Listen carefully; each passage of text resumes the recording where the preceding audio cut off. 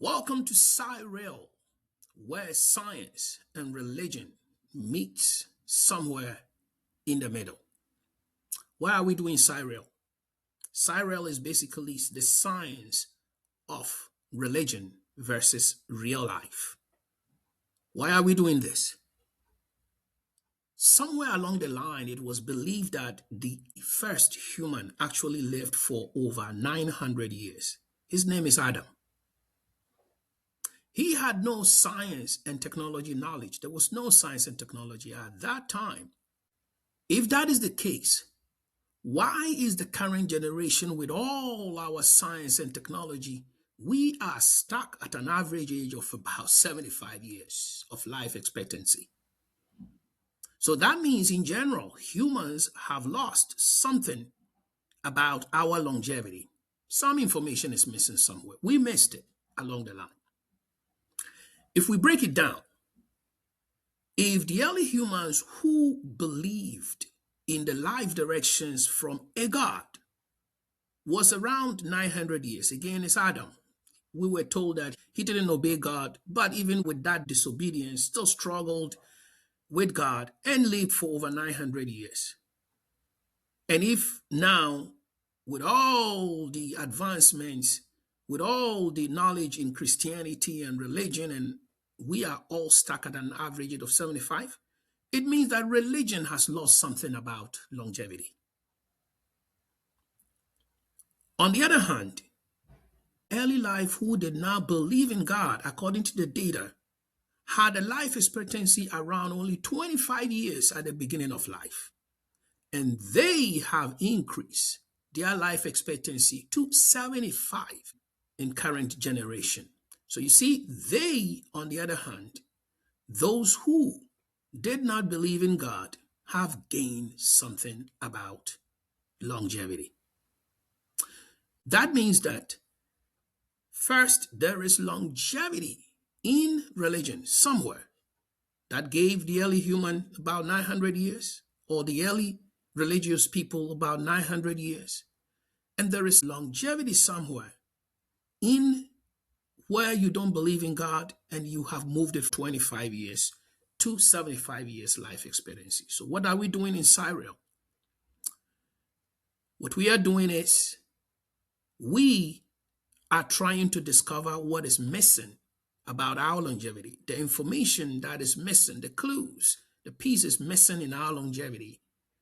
And we believe that that exists at the interface of the religious writings that made some of those who believe in religion lived for hundreds and hundreds of years. Adam, 930 years. Noah, 950 years. Seth, 912 years. Enoch, 365 years, and he walked without dying. We have Jared, 962 years. Methuselah, the longest, 969 years. Lamech, 777, and a whole lot of other people. Sham, 600, and it started declining over years down until it came to Joseph, 110, and David, 70. Moses was 120. You can see that the decline is happening over time. The question is why? It means there is something really missing there. One big question that all of us can ask: is it about money? Because humans are chasing after money, wealth, riches, money, wealth, riches, money. But here is the thing: wealthy people on average lived for about 80 to 90 years, average of 85. Poor people, average of 65 years. So you can see it's about 60 to 70, and the difference is about 20 years. 85 on average for rich people, wealthy people, and 65 on average for poor people. So if you compare, richness may earn you about 20 years more on average. However, the longest lived monarch with all wealth and security, he lived for 96 years. The longest lived rich person lived for about 122 years. Then The longest poor person also lived for about 116 years. So you see, there isn't much difference. So perhaps the difference between what we think richness bring or wealth bring is just life satisfaction.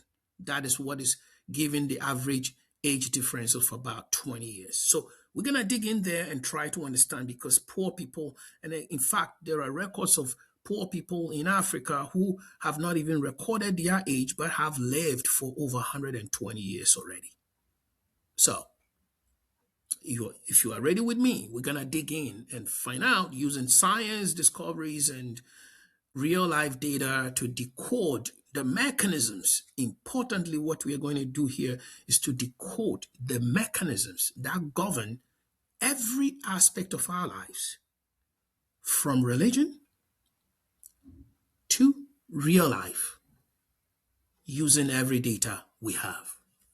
So let's dig in here and find out what is going on with our longevity.